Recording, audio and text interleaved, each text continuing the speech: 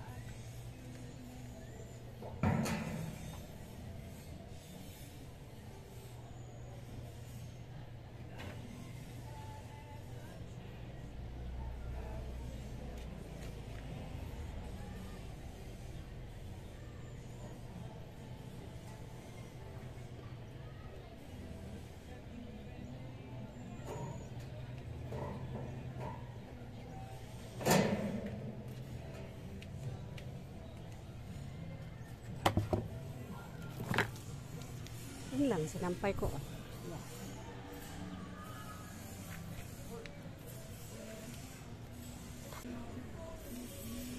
Yun lang.